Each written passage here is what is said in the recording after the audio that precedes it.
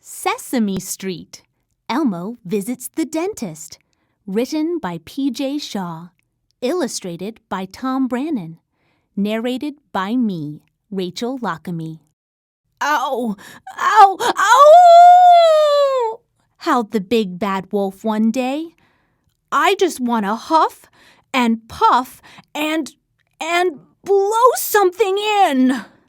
He plopped down on a bench, rubbing his chinny chin. "What's wrong, Big Bad?" asked one of the three little pigs. "I have a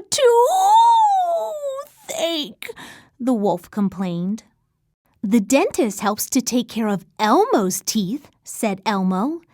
"Elmo is pretty sure the dentist can help wolf teeth too." "That's right," said Abby Cadabby. "My aunt says going to the dentist makes you feel better, and she's the tooth fairy, so she should know." "Wait, Elmo has an idea," said Elmo. "Abby can do magic. She could make a toothache go away with her training wand." "I can't poof away a toothache, Elmo," said Abby. "I can only turn things into pumpkins, see?" And she waved her wand at a soccer ball. "Lumpkin, bumpkin, diddle diddle dumpkin, zumpkin, frumpkin, pumpkin!" Big Bad jumped nervously as the soccer ball turned into a pumpkin. "Elmo was right," said Big Bad. "I need a dentist, not magic." "When Big Bad goes to the dentist, Elmo will go with him," Elmo said. So, the next day, the big bad wolf, Elmo, and Elmo's mommy all went to see Dr. Bradley. In the waiting room, Elmo saw lots of picture books and toys, even an aquarium. Ow! Big Bad yowled every now and then. His toothache was only a teeny bit worse, but he was a wolf and couldn't help himself. "The dentist will make your tooth better," Elmo's mommy said gently. "Big Bad Wolf," called the dental assistant, Miss Stella.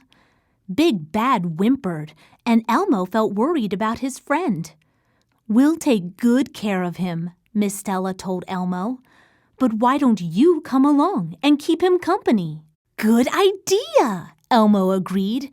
"Elmo can't wait to see how the dentist takes care of wolf teeth." Miss Stella smiled.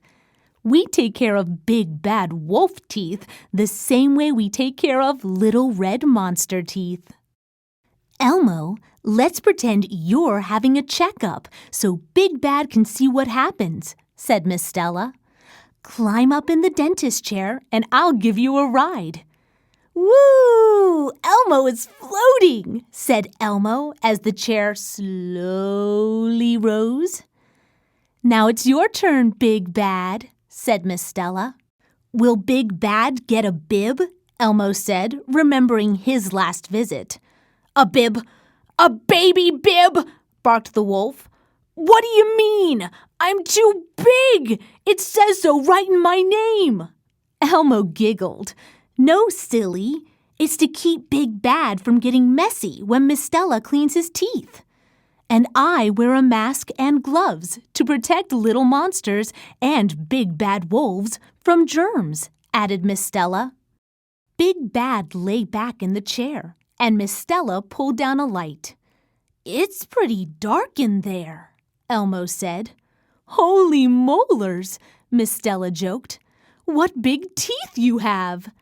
"Now," she added seriously, "we take X-rays, little pictures of your teeth. Then we brush your teeth to chase away any sugar bugs." "Bugs?" Elmo exclaimed. "Like in Oscar's trash can? Ew!" "I mean things like sugar that might start a cavity, a little hole in your tooth. They're not really bugs," Miss Stella laughed. Mumbled Big Bad. "That's what 'I knew that' sounds like with your mouth open wide." "Let's pick a yummy toothpaste," said Miss Stella. "What flavor do you like, Big Bad? Cinnamon, peppermint, or bubble gum?" Obble-om, gurgled the wolf with his mouth still open. I'll put the toothpaste on this little brush and then we'll tickle your teeth, Miss Stella explained. A toothbrush that tickles your teeth. A toothbrush that tickles your teeth, Elmo chanted. Just saying that makes Elmo feel tickly all over. Feel the brush on your paw. It's very soft, said Miss Stella. We'll clean between the teeth with skinny string called floss. Then we'll rinse your mouth with a little squirty tool. And before we're done, we'll look at your tongue and your gums. Wow, said Elmo. That's a mouthful. Then Dr. Bradley, the dentist, came in. He gave Big Bad a pat on his shaggy head. We'll get that tooth fixed right up, he said cheerfully. Say, Elmo, tell me something.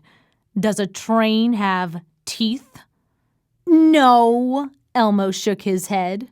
Then how come it can chew? Dr. Bradley hooted. Woof, woof, woof, woof, chuckled Big Bad.